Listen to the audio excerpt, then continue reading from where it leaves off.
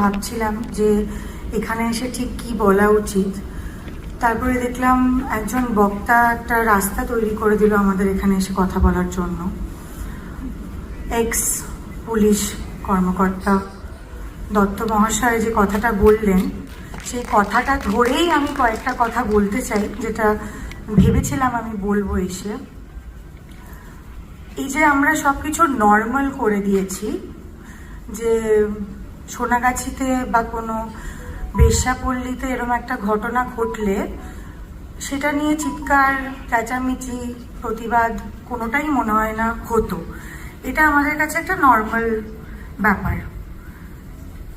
এই মানসিকতা থেকেই কিন্তু এই বীজটার জন্ম হয়েছে, যে একটা মহিলাকে গালাগাল দিতে হলে বেশ্যা কথাটা হচ্ছে সর্বশ্রেষ্ঠ গালাগাল। আমাদেরকে, আমরা মহিলারা, মেয়েরা যারা সিনেমার জগতের সঙ্গে যুক্ত, তাদেরকে তো টার্গেট করে বলা হয় যে তারা বেশ্যা, বা তারা বেশ্যাবৃত্তি করেই তাদের ক্যারিয়ারে এগোয়।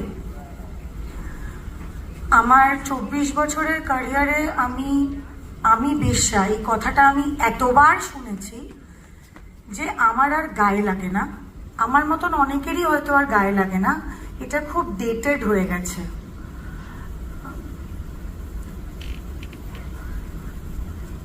এই লাস্ট হয়তো 1-2 বছরে কোভিডের পরেই মেয়েদেরকে টার্গেট করে একটা নতুন রকম গালাগাল আমি দেখছি মানুষে দিচ্ছে। সোশ্যাল মিডিয়াটা তো একটা বড় জায়গা, আমাদের চেঞ্জেস কি হচ্ছে সমাজে সেটা দেখার একটা খুব বড় জায়গা। ফেসবুক, ইনস্টাগ্রামটা, টুইটারটাও। আমি আসলে অনেকদিন টুইটারটা চেক করি না, কারণ এই ফেসবুক আর ইনস্টাগ্রামেই যতটা গালাগাল খাই সেটা হ্যান্ডেল করতে করতে আর আরেকটা টুইটারে বা এক্স যেটা হয়েছে সেটা আর খুলে দেখার সময় পাই না। আমি দেখলাম যে যেহেতু আমাদের মানে এই স্লাট শেমড হতে হতে হতে হতে এই কথাটা যখন আমাদের আর গায়ে লাগছে না,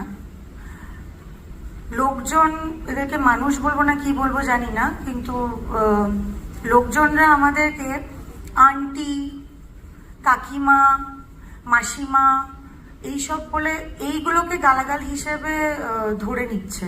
আমি জানি না কি করে আমাদের এই যে সম্বোধন বা এই যে ডাকগুলো আমাদের বিভিন্ন সম্পর্কে, মাসিমা, আন্টি, জেঠিমা, এইগুলো কিভাবে গালাগালে রূপান্তরিত হয়েছে আমি জানি না। দিদি শব্দটা এখনো কেউ গালাগাল হিসেবে দেখছে না, সেটা আমি জানি না। হ্যাঁ, এত কিছু আমি নিজেই শুনি, এত রকম গালাগাল শুনি রোজ দিন সকালবেলা উঠে, কিন্তু আমি দেখছি যে দিদি বলে কেউ গালাগাল দিচ্ছে না। তো সেটা একটা ভালো জিনিস। সেটা কবে একটা গালাগাল হয়ে উঠবে আমরা জানি না, কিন্তু আপাতত হচ্ছে না। তো এই যে সমস্যাগুলো সমাজের, এইগুলোকে কিন্তু আমাদেরকে এইগুলোকে আমাদের লোকের সামনে নিয়ে এসে এরকম ধরনের কনভেনশন, সেমিনার, বিভিন্ন জায়গায় যেখানে আমরা কথা বলতে যাই, যারা হয়তো আমরা একটু ভালো কথা বলতে পারি বা আমাদের সেই সাহসটা আছে যে আমরা এই কথাগুলো বলবো, সেখানে কিন্তু এই বিষয়গুলোকেও আমাদেরকে আমাদের কথোপকথনের মধ্যে আনতে হবে। যে একটা মেয়ে বা একটা মহিলা, সে একটা শরীর সর্বস্ব প্রপ তো হতে পারে না। একটা মেয়ে, এই যে রিসেন্ট যে স্ল্যামিং গুলো চলছে সোশ্যাল মিডিয়ায়, এই যে কুণাল বাবু, আরেকজন যিনি ভদ্রলোক, যিনি মুখপাত্র, এরা নাকি আমাদের সরকারের মুখপাত্র, কিন্তু এরা এই মুখ দিয়ে প্রাতক্রিয়া কর্ম করে। সেই মুখ দিয়ে অভিনেত্রী হোক বা সে ইঞ্জিনিয়ার হোক বা সে টিচার হোক, তার বদন বিগড়েছে এই কথাটা বলা হবে কেন? তার পুরো এক্সিস্টেন্সে কি বদন ছাড়া আর কিছু নেই? এই যে মেয়েদের যে সবসময় একটা মনে হয় লেবেল দরকার, বিবাহিত না অবিবাহিত, তার শরীর কিরকম, আমি ব্যক্তিগতভাবে খুবই কনফিউজড। কারণ প্রত্যেক দিনই আমি শুনি, আমি নয় সিপিএম নয় টিএমসি, আরেকটা যে দল আছে সেটা তো নামই আমি নিতে চাই না, নয় ওদের 2-3 দিন আগে আমি শুনলাম আমি নকশাল। তারপরে আবার অনেকে আমাকে বললো যে না আমার মতন দেখতে লোকে মেয়েরা নাকি নকশাল করে না। হ্যাঁ, তো কারা কোনটা করবে সেটাও আবার লোকজনই ঠিক করে দেবে। মানে আমি যেহেতু ফর্সা বা আমার চেহারাটা একটু গোলগাল, আমি জিরো ফিগার নয়, বা আমাকে দেখলে মনে হয় না যে আমি খেতে পারি না, সেই জন্য আমি নকশালটা হতে পারবো না।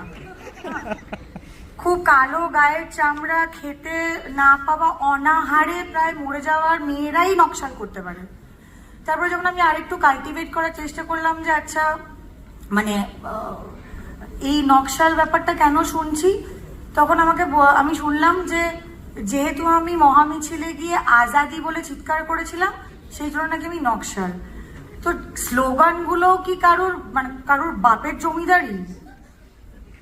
কারোর বাবারা কি এই স্লোগানগুলোর মানে নিয়ে রেখেছে কপিরাইট?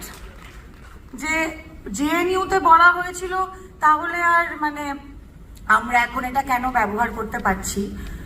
তাহলে গান্ধীজির বলা কথা বা নেতাজির বলা কথা কোনো কিছুই তো আমাদের এখন তাহলে বলা উচিত না, কারণ ওগুলোও তো তাহলে ওনারা কপিরাইট নিয়ে রেখেছেন।